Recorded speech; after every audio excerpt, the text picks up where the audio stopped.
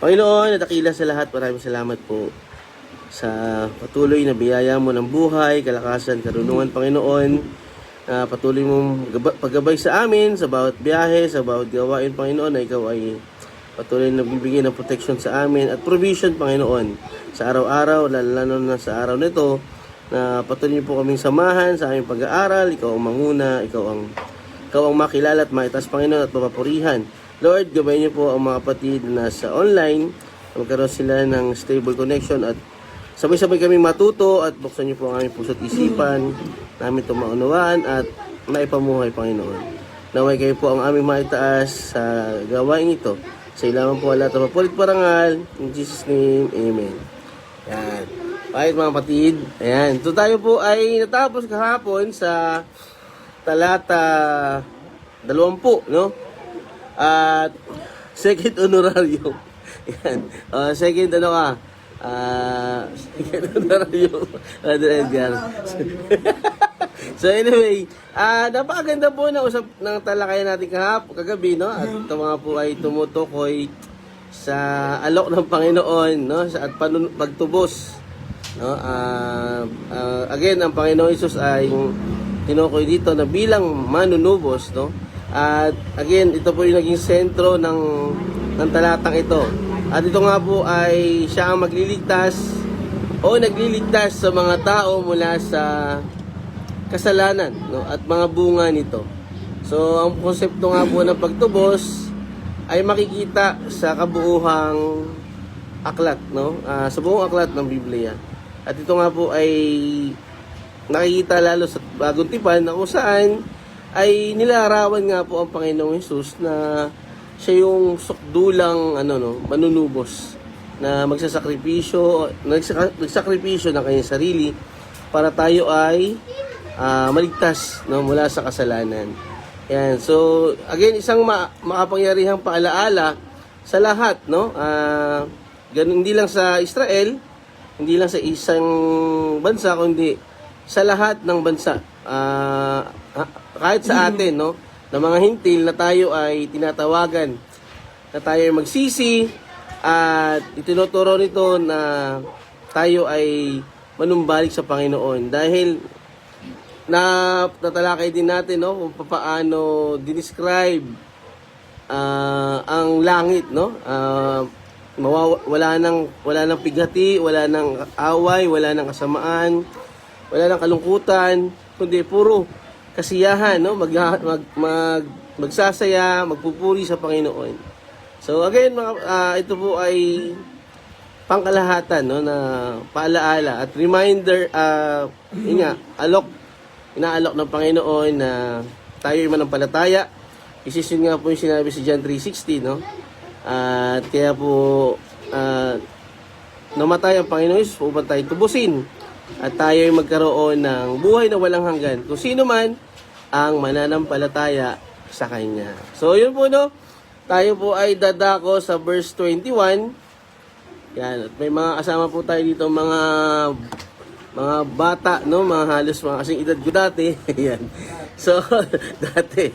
Ayan, so ang verse 21, kundi ito po ang huling talata na tumutukoy po, no, sa banal na tipan. Sinabi dito, ito ang aking kasunduan sa inyo. Sabi ni Yahweh, ibinigay ko na ang aking kapangyarihan at mga katuruan upang sumainyo magpakailanman.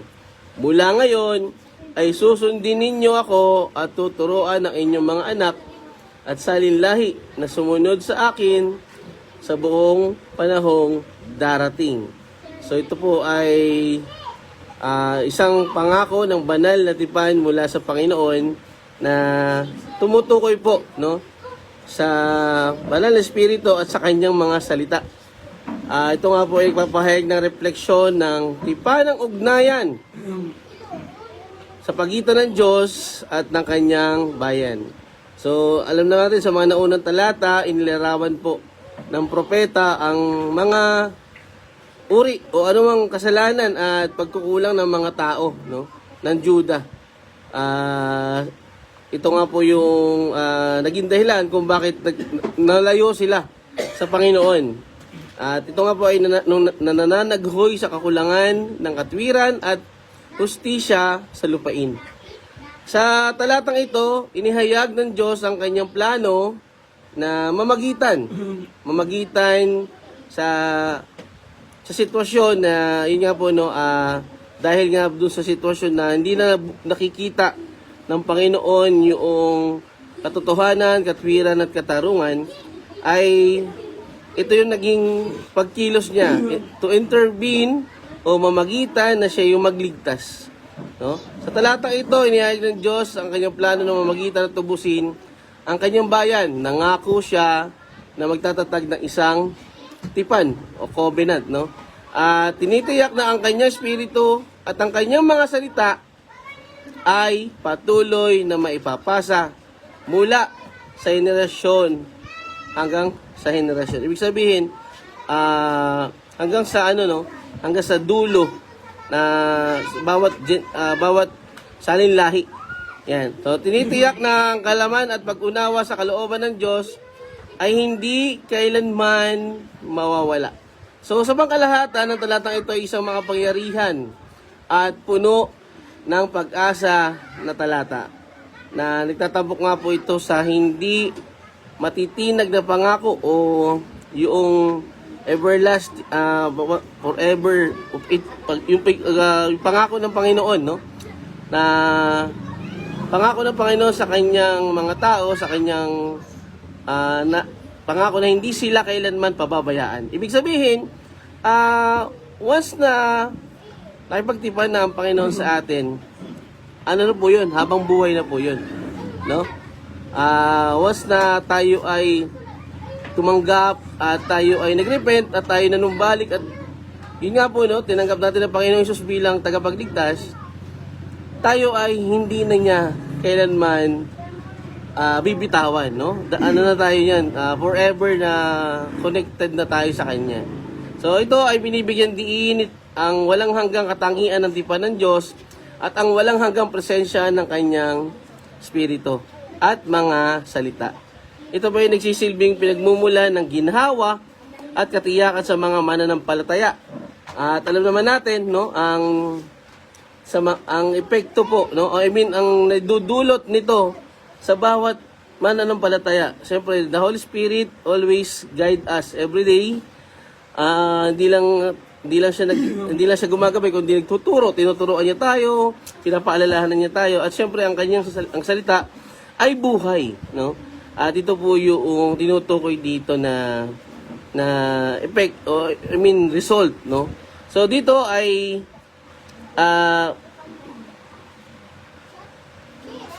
nagsisilbing pinagmumula ng ginhawa at katiyakan para sa mga mananampalataya. Itinuturo rin po ng talatang ito ang pagdating ng Mesiyas at ang katuparan ng tipan ng Diyos sa pamamagitan ng Panginoong Jesus, na lalo nagbibigay diin sa walang hanggang kahalagahan at kaugnayan ng pangakong ito. No, alam naman natin na namatay ang Panginoong Jesus upang tayo ay patubos, no? Ito nga po yung nabanggit sa nakaraang talata, at bago siya umakyat, no, sinabi niya sa kanyang mga alagad na mayroon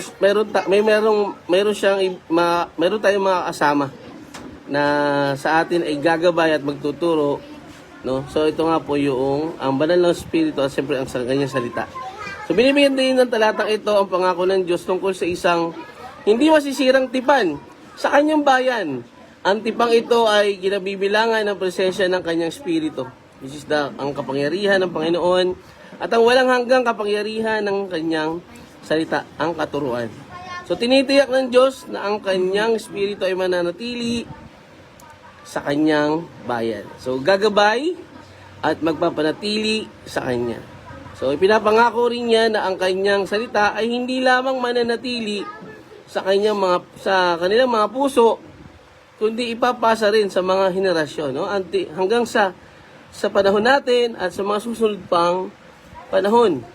At again, at ito po ay isang forever o everlasting connection, no? I mean, the relationship, no, between God and siyempre ang mga mananampalataya.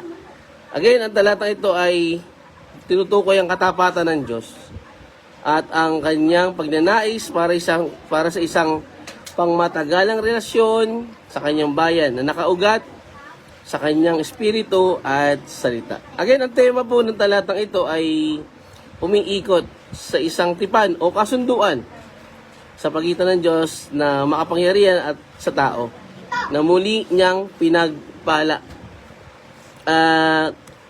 Again, isang ano po ito, no? Isang sitwasyon ng isang mananampalataya na once na tayo ay nasa Panginoon, ito po ay kasakasama na natin, no? Siya po ay kasakasama na natin. Hindi na niya tayo kailanman bibitawan. So, ito ay ang isang tipan sa mga terminong biblikal ay isang pangako o kasunduan sa pagitan ng Diyos at ng kanyang bayan. Sa tipang ito, nangangako ang Diyos na magiging tapat sa kanyang mga tao at pagpapalain at poprotektahan sila. At yun nga po, no, bilang kapalit, ang mga tao ay tinatawag na maging tapat din sa Diyos at sundin ang kanyang mga utos. Yun naman po yun, no? At binibigyan diin sa talatang ito na walang hanggang katangian ng tipan na ito. So, nakita natin kung gaano po naging tapat ang Panginoong Yahweh sa kanyang bahay Israel. At nakita natin kahit sa kabila ng mga anumang sitwasyon, no, pagsuway, paghihirap o pagtalikod ng bahay Israel ay nanatili po ang katapatan at gabay ng Panginoon sa kanila. So, ganito rin po sa mga susunod na mga henerasyon ay ito po ang pinaparating ng talatang ito ng walang hanggang tipan ng Diyos sa kanyang at ng tao. So, sa ating kapanahunan ay alam nating natupad ang mga propesiyang ito. Ang talatang ito ay tumutukoy sa konteksto ng pagdating ng Mesiyas. Naniniwala ang mga Kristiyano na si Jesucristo bilang anak ng Diyos ang katuparan ng tipan ng Diyos sa kanyang mga tao. So, ang pangako ng walang hanggang espiritu at mga salita ng Diyos. So, again, na ipinasa sa mga bawat henerasyon at ito ay maaaring makita bilang isang paalaala o babala ng pagdating ni Kristo. So, magdadala ng kaligtasan at katubusan para sa lahat ng tao. Sa ating kapanahunan naman, ay alam natin ito ay naganap na, nang natupad na, nangyari na. At sa pamagitan ng pagdating ng Panginoong Hesus at ang kanyang pagkakaroon ng kaligtasan ng lahat ng tao na nanampalataya sa Kanya. So, ito po ay itong chapter 59 is naglalaman ng iba't ibang tema, no, na ito ay pwede nating magamit sa araw-araw, no. It's a recap na tayo ay magsuri sa ating sarili, no. At sa dulo nga nakita natin yung alok ng Panginoon na tayo ay nanumbalik sa Kanya, at ito sa verse 21 ay tinutukoy, no, yung walang hanggang tipan na kasama natin ang kanyang ang kanyang kapangyarihan at ang kanyang katuruan na siyempre sa pamamagitan ng Holy Spirit at ng kanyang salita.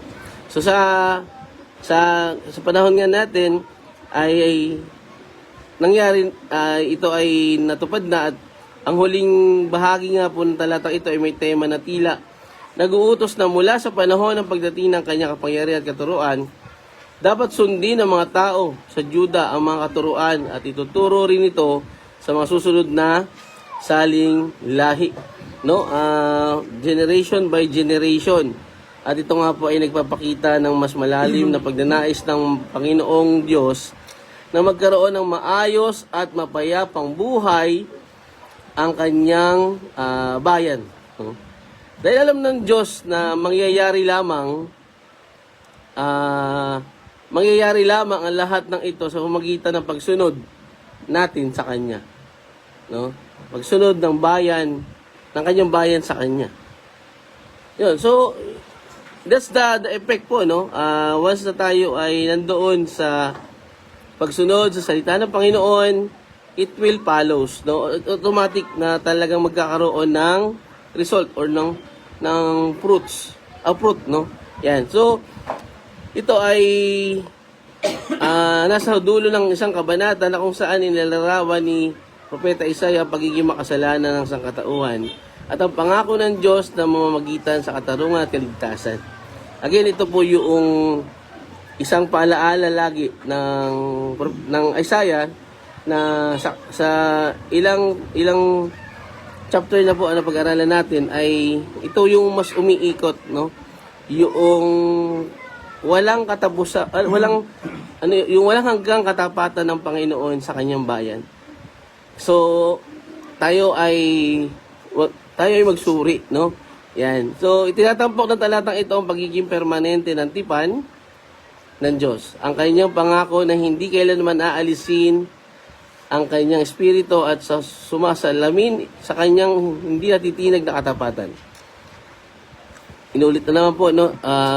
Walang katapusang katapatan ng Panginoon na mag-iiwan siya ng kanyang makakatulong, no? Sa atin ay makakatulong, makakasama natin. So binibigyan din ng talatang ito ang kahalagahan ng salita ng Diyos bilang isang gabay at kapangyarihan nagbabago sa buhay ng kanyang bayan. So again, pinapaalala ito sa atin na ang mga plano ng Diyos ay lumalampas sa mga individual na buhay upang maisama ang mga susunod na henerasyon na nagpapakita ng kanyang pangako sa patuloy na gawain ng pagtubos, no? At decade by decade lumilipas ang panahon. Yan, magandang gabi, Kuya Bobby. Kuya Bob, salamat sa inyong pag-join. Yan, sana po patuloy tayong mag-aral. Yan, salamat po at nakasama ka namin ngayong gabing ito. So, generation by generation, ibig sabihin, no? Decade by decade, kung yung paglipas ng panahon ay nagtutuloy-tuloy po. Nagtutuloy-tuloy ang pagtuturo, ang pagbabahagi na ng mabuting balita. At itong salita ng Panginoon kahit kailanman, alam natin na ito ay hindi lilipas, no? Yan, hindi ito matatapos. So, gumagamit ang talata ng mga salitang tipan upang bigyan diin ang taimtim na pangako ng Diyos. Ang pag-uulit ng sabi ng Panginoon ay nagbibigay diin sa otoridad at katangian ng kanyang pangako. Ang pagtuon sa espiritu at mga salita ay nagbibigay diin sa mga paraan kung paano sinusuportahan at binabago ng Diyos ang kanyang bayan, no? There's always a new beginning, no? At sa dulo lagi nandun yung restoration. Yan. So ang aspeto sa henerasyon sa labi ng iyong mga anak at ng kanilang mga ina po ay lumilika sa isang pakiramdam ng pagpapatuloy na pag-asa para sa inarap, no? So magtutuloy-tuloy ang tipan na to, no? Ang plano ng Panginoon hanggang sa dulo, kahit sa mga susunod pa, yung present at sa future, no? At ito po yung binibigyan din dito, no? Sa mga anak, sa mga ina po, sa mga susunod pang henerasyon. Yan. So sa Jeremiah 31:33, sinabi dito, ilalagay ko ang aking kautusan sa kanilang pag-iisip at isusulat ko ito sa kanilang mga puso. Ako ang magiging kanilang Diyos at sila ang magiging aking bayan. Makita po natin, no, mayroong declaration ng Panginoon. Ito ay sumasalamin sa panloob na katangian ng tipan ng Diyos. Sa Joel 2 verse 28 and 29, ibubuhos ko ang aking spirito sa lahat ng tao. So iniugnay nito ang pangako ng Diyos tungkol sa kanyang espiritu sa mas malawak na gawain ng pagtubos. At syempre, sa Mateo 28:20, ito po yung nangako si Jesus, at tiyak na ako'y sumasa inyo palagi hanggang sa katapusan ng panahon. Ito ay sumasalamin sa katiyakan ng walang hanggang presensya ng Diyos. Ito ay nung sinabihin niya kanyang mga alagad na ipahayag ang kanyang salita. Yan. So, para sa ating mga Kristiyano, sa ating mga mananampalataya, ito ay isang paalaala ng katapatan ng Diyos. Walang hanggang katapatan. At ang kanyang patuloy na gawain sa kanilang buhay sa pamamagitan ng kanyang espiritu at salita. Kahit naman ngayon, no, kasama natin. At ang Holy Spirit ang sa atin ay na bumuhay at siya mismo ang nagtuturo sa atin kung bakit minsan may mga gawa tayo na minsan hindi natin maintindihan, tayo pa ba, no? Hindi na. Actually, the Holy Spirit ang kumikilos sa buhay natin. At syempre ang salita ay dala-dala natin sa ating puso at ito ay ating ipinamumuhay. That's why meron pong bunga, no? So hinahamon ito ang mga mananampalataya na manatiling nakaugat, no? Be rooted sa katotohanan ng Diyos at aktibong ipasa o ibahagi sa mga susunod na henerasyon, lalo na po may mga kabataan dito na sila, no, ang ating pagpapasahan at ganoon din ang gagawin nila sa mga susunod na panahon.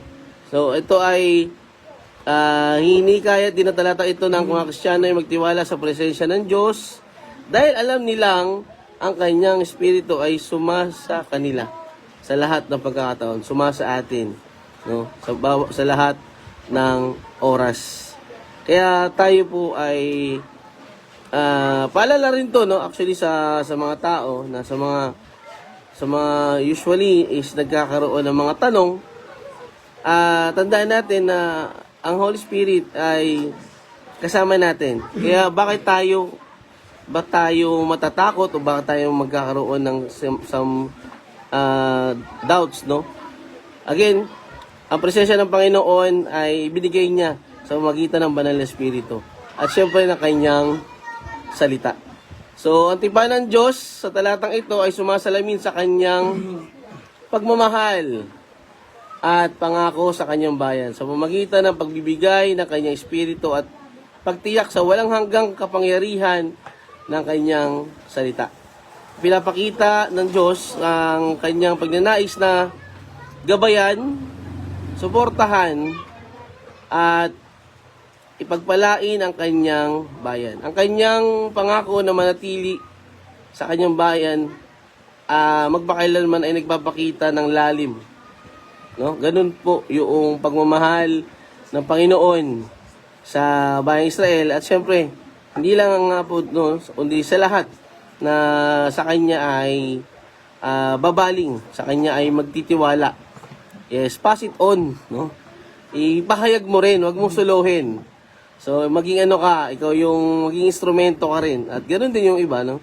Maging instrumento na ipahayag, ibahagi ang biyaya ng Panginoon. At ito nga po, no? Lalim na kanya pagmamahal at ng kanya pagnanais para sa isang walang patid na relasyon sa kanila. Walang katapusang koneksyon, walang katapusang relasyon.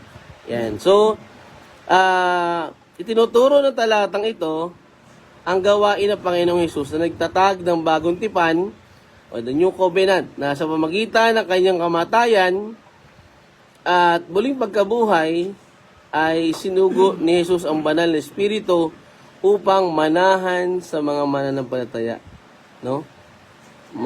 Makasama natin araw-araw. Again, siya nga po yung kasama natin na magtuturo at gagabay sa atin. So, tinutuwad ang pangako ng Diyos tungkol sa walang hanggang presensya. Grabe po, no? Grabe po ang pangako ng Panginoon na hindi natatapos. Until now, ay kasama natin ang Panginoon. At bilang mga mananampalataya, tayo ay patuloy na binabago nito, no? Tinuturuan at yun nga, no, pinapaalalahanan sa dapat nating lakaran, no? Siyempre, ang salita ng Diyos ay hindi lamang naingatan kundi natutupad din. At ang tipan ay umaabot sa lahat ng naniniwala sa Kanya. So, ito na po yun, no? Yung kung sino man ang manampalataya at magtiwala tumanggap sa Panginoon, no? Ito nga po ay mapapasa kanya. So tulad natin na tayo ay mananampalataya na, alam natin na kasama natin ang Banal na Espiritu. At ang salita ng Panginoon na patuloy nating nagiging buhay, ilaw, na gabay sa ating paglakad sa ating pananampalataya sa Panginoon. So, ito po ay isang paalaala rin sa atin na tayo ay patuloy na magtiwala sa Panginoon. Dahil, yun nga po, no, sa pag-akyat, bago umakyat ang Panginoong Hesus, ay sinabi niya to, na may makakasama tayo.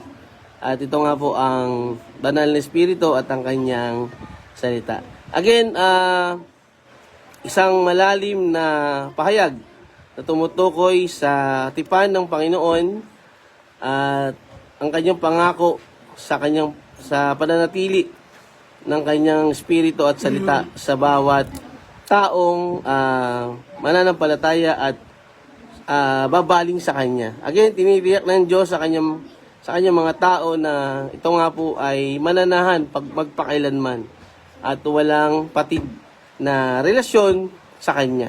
Again, sa pagtatapos ng talatang ito po ay nagpapahayag ng isang makapangyarihang paalaala ng katapatan ng Diyos, ng presensya ng kanyang espiritu at ng kapangyarihan at ng kapangyarihan na magbago ng kanyang salita.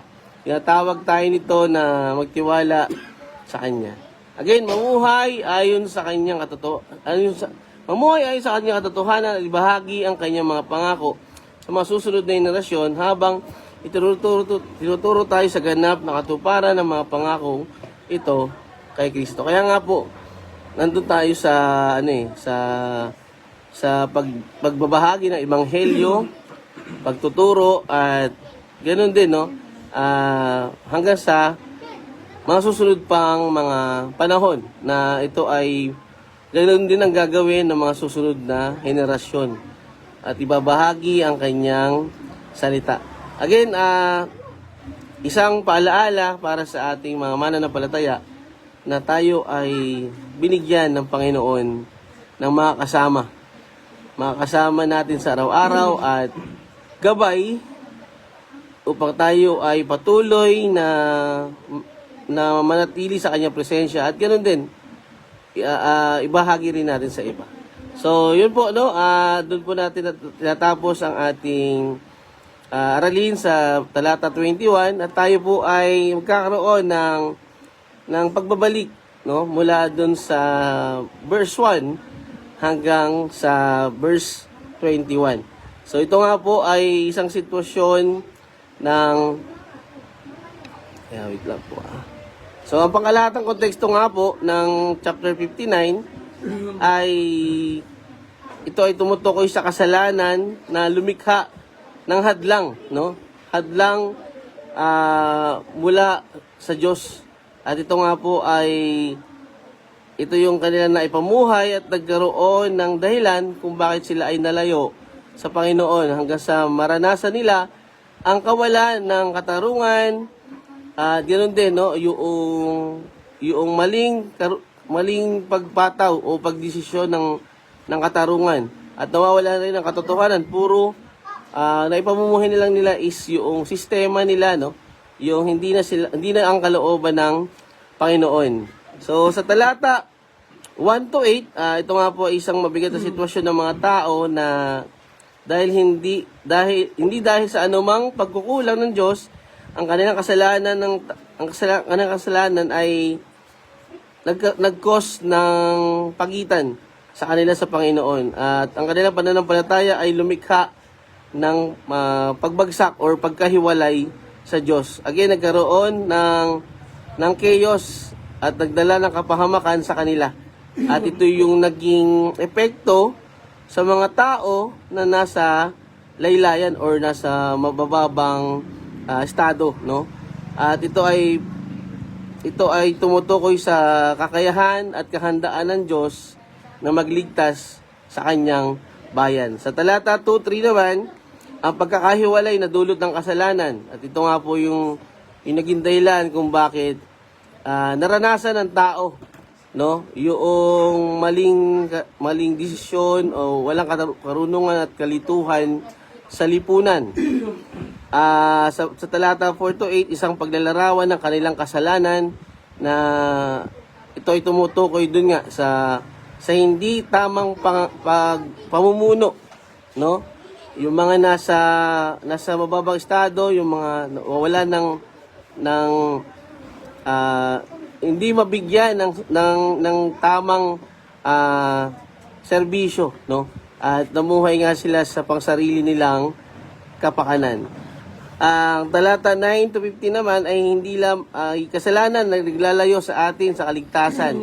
Hindi lamang napahiwalay ang mga tao sa Diyos, naging malayo din sila sa kaligtasan dahil sa uri ng kanilang pamumuhay, para silang mga bulag, no? At yun nga po, no, kahit tanghalin tapat, sila ay natatapilok dahil nga po bulag sila spiritually, no?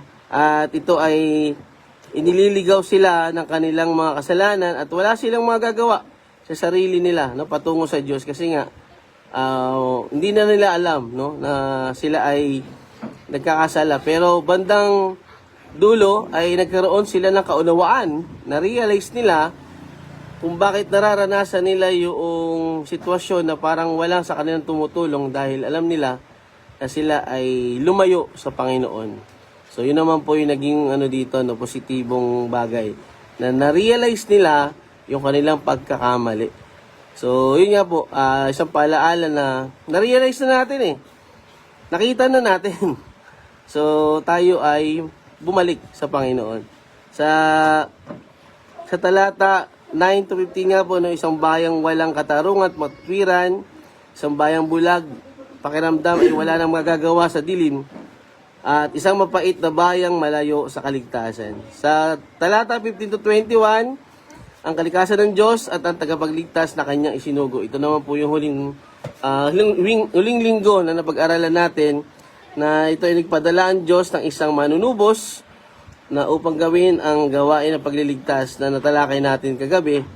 At ang talata 15 ay may kapani-paniwalang nangyari na tinitingnan ng Diyos ang kalagayan ng mga tao na kinikilala ang kanilang pangangailangan at kumikilos upang iligtas sila. Ito yung intervention, no? Banal na intervention ng Diyos dahil nakita na niya na wala na yung katotohanan, sira na yung wala na katwiran. Kaya doon na po siya nagkaroon ng pagkilos, no, ang Panginoon.